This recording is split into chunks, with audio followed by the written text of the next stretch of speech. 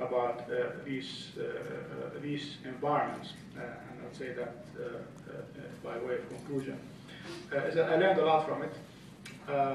Partially that what makes them happen, what makes revolutions can happen, is the sense of limitless possibilities. And also the rejection of realpolitik, like politics as usual,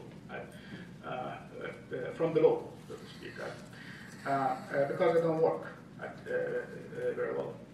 And also the idea that revolution is about really ennobling us.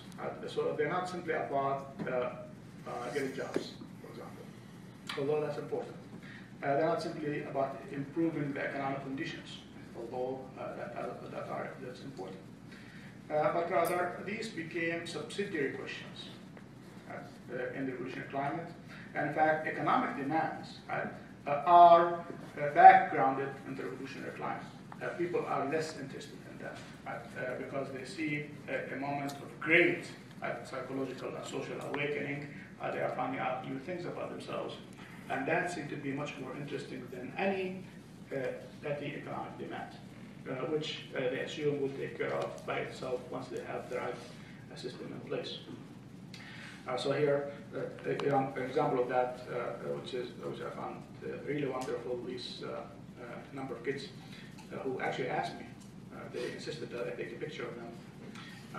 So I said, okay. I took hundreds of pictures, by the way. I have my camera with me all the time. The sign says, we are not hungry. So we're not here because we're hungry, but we're here because we are seeking our lost liberty. And that seemed, of course, to me, to embody the spirit of the revolution. Even though one can point out to particular grievances about economic conditions, about various kind of disappointments in life here or there of the people, but what drives people to self-sacrifice, to self-abnegation, to qualities or to express qualities that are not ordinary, there is a sense of living in a world kind of historical moment that is unrepeatable, and that's also a venue for them to learn new things about themselves or about others. So that's what the revolution is about. Its future comes later, and it is, of course, coming now, and we can discuss that.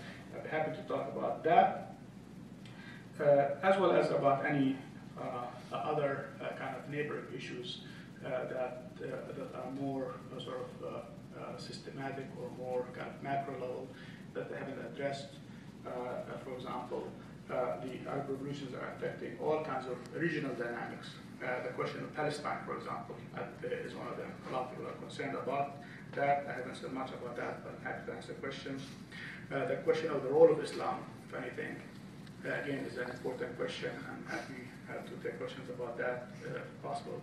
The question of Libya and the unique dynamics of the Libyan case, for example.